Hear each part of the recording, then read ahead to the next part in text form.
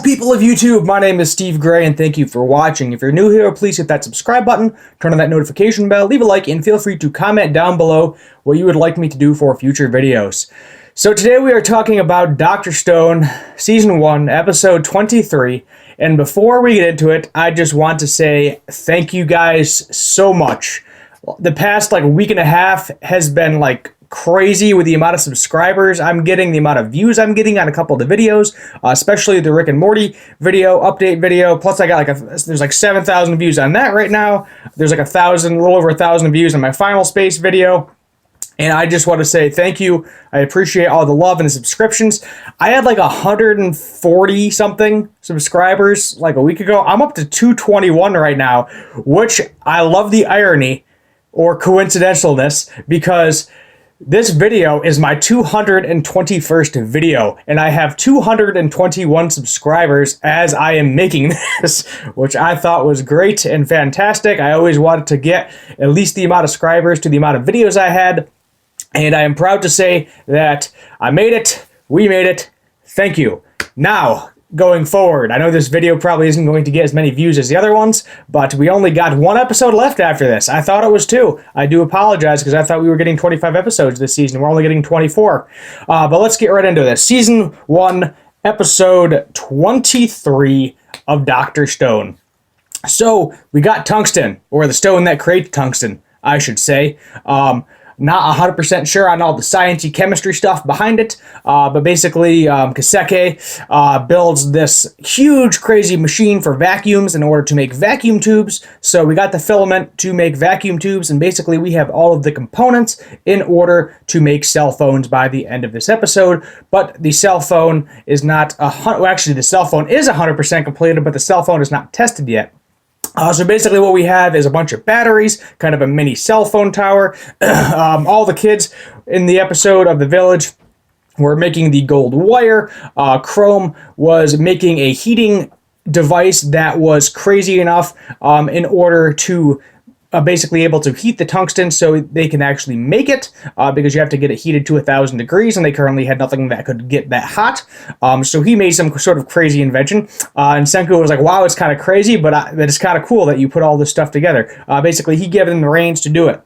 In the meantime, Senku designed the blueprint for this giant, crazy, all-glass machine-looking thing. I don't remember the exact name for it, but basically it creates a vacuum, so that way they can create vacuum tubes. And Kaseki was given the task of doing it, which is why I threw him in the thumbnail, because I haven't been giving him much love this entire season, and he is definitely a very important character. Without him, we would not have a lot of the crazy inventions that we currently see and they are using throughout the show in Ishigami Village. But basically, Kaseki wanted the bro fist arm. The hook around, kind of elbow to elbow, something like that. He wanted that because he was like, I wish I had somebody kind of that was like you two together, like best friends, science users, creators, etc. And then Chrome was like, what are you talking about? You got both of us.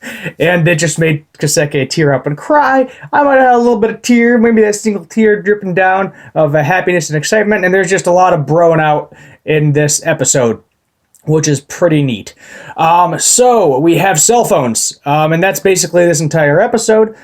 We also got some updates to Ishigami Village as well, because we needed coal ash. So Senku used a bunch of copper and built a bunch of basically coal-burning stoves slash heaters for all the villagers, because a lot of the older folks were like, well, I hope nobody dies of the cold this year. And if you think about it, without heat, there is a very real possibility that especially older people and children that cannot handle the cold as well, if you do not get warm, there is a good possibility you could get hypothermia and die. So now that problem is eliminated. Everybody's got heat. Everybody can do tasks faster because they're in a warm environment. They can cook food better because they can use the top of the coal stove as an actual stove, of course.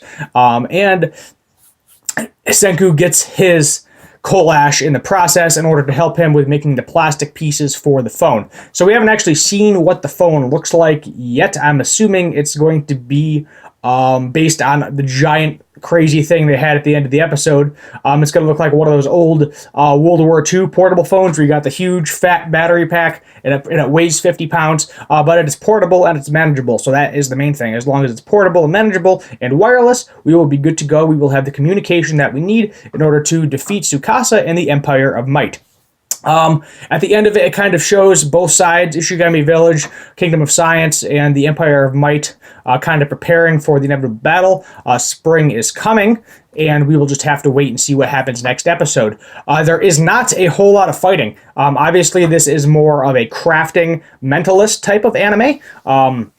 I was hoping to see some fighting this episode, with there only being one episode left, but honestly, I don't even know if we're going to get it. My final thoughts kind of for this is that we are, in fact, going to end on a cliffhanger, which kind of sucks.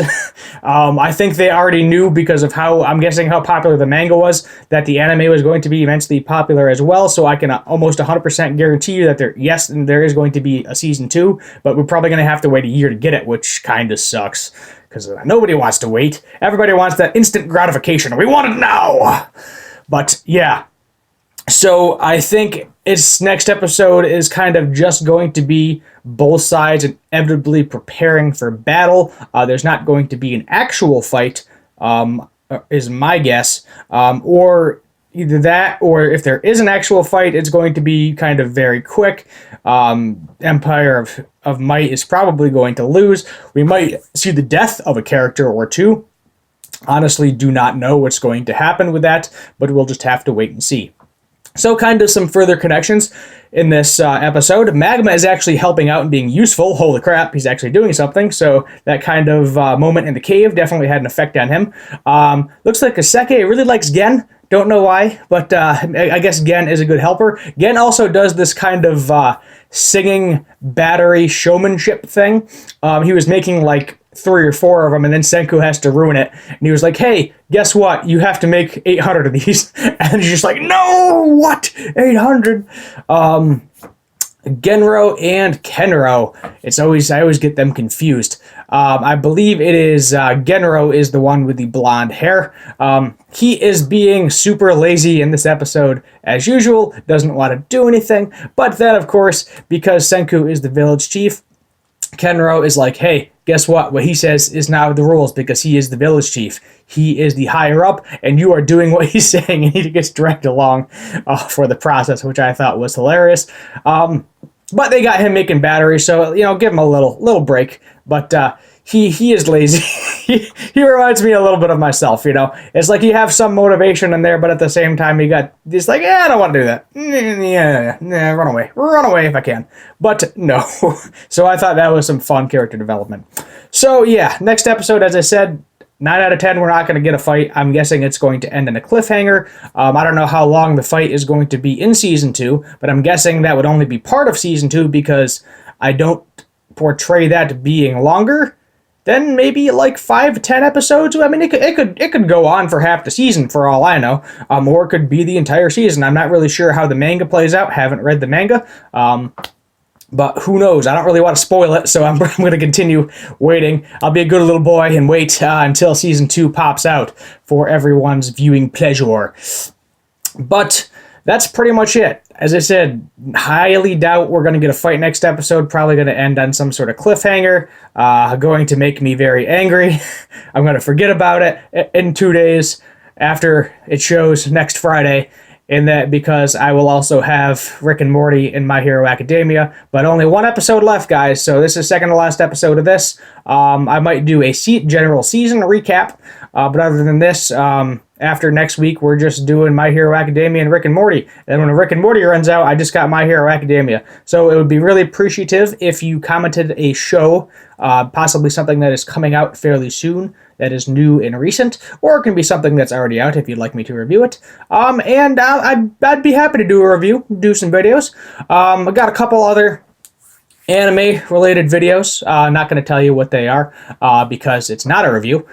So it'll be something different, something to throw in there, along with doing the reviews for what I have so far. Because as I said, 1 more episode, Dr. Stone, 2 more episodes of Rick and Morty, and then we have a bunch of episodes like, what, 16, I think? 16, 17, 17. I'm going to say 17, I believe, episodes left of My Hero Academia. So we'll be doing that for a while. Anyway, thank you for listening. My name is Steve Gray. Love you for subscribing. And as always, have a good one.